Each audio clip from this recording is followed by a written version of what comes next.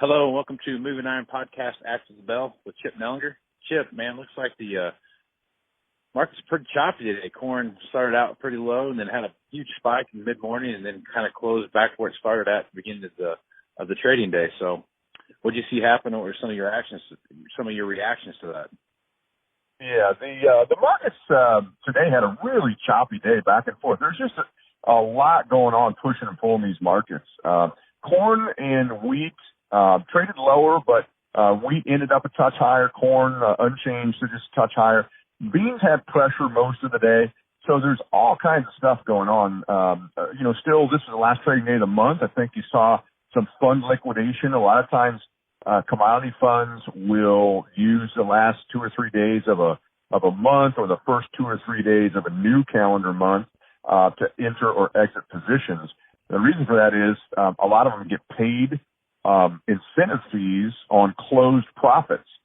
So they'll ring the cash register, so to speak, get out of positions at the end of the month so they can show on the books that they had profitable positions, and they get their management fee on that.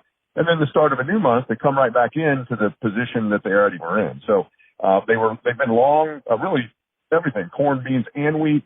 And I think the last 2 days you've seen a lot of pressure from the funds selling. Obviously, on Tuesday, we saw crop conditions on corn release, and they were way better than expected, way in the upper 70s, good to excellent. That's pressuring us.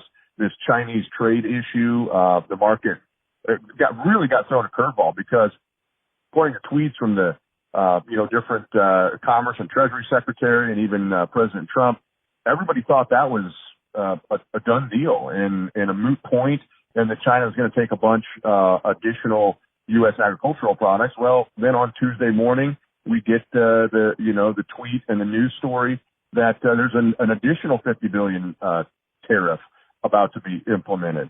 So there's some talks that are being ongoing here, I believe starting tomorrow and over the weekend, between our Commerce Secretary and trade officials in China. So hopefully we'll get some better clarity on this issue, maybe over the weekend, maybe first part of next week. But the bean market's really spooked about that because they thought, hey, everything's great. China's going to start taking beans again and everything's going to be good. Underlying all this, you've got the weather forecast that everybody has one eye on. And there were some good rains around if you got them the last couple days. But this extended 2-week forecast is starting to get really hot, really dry. It's awful early in the season to have this much heat. The markets, especially corn and wheat, getting a little bit supportive from that. So I see continuing choppy trade there. Probably a little bit of strength tomorrow, quite honestly, if this forecast stays hot and dry. And then Monday could be really interesting because you're into June. Do the commodity funds come back into their longs that they got out of the last 2 days and just keep buying it to start June off? What's the extended forecast?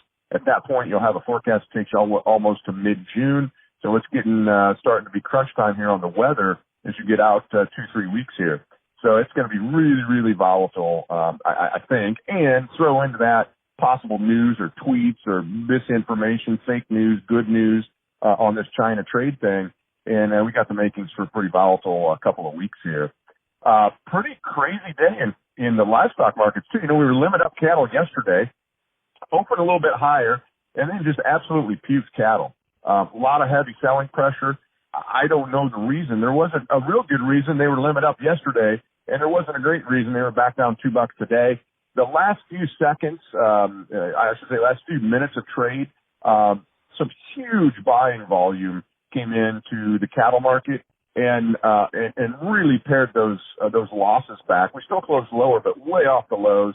And who knows on this thing? I really think that the way we closed, the market probably is poised for higher in cattle. And again, hogs, same thing. Nice, strong day yesterday.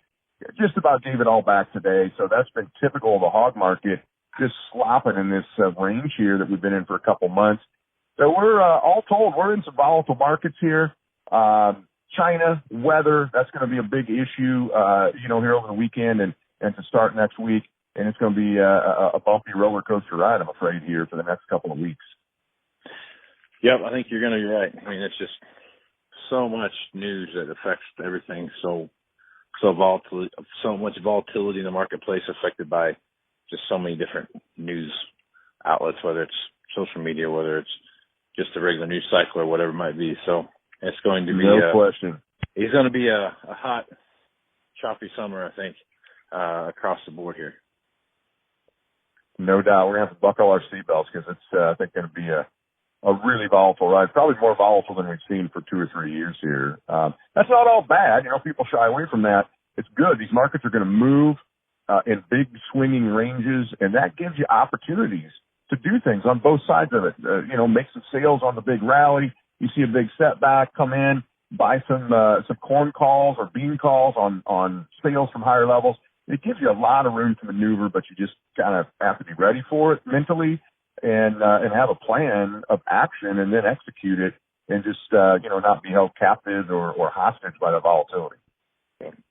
Now, having that plan is very important. You preach that all the time on here, and knowing what your next move is going to be before that time comes. So if guys want to That's critical. If guys want to get in touch with you and figure out how to get one of those plans put together, how would they do that? Best way, just call our office, 309-550-7213. I'd love to chat with you, just talk about your risk management plan and how we might be able to help you.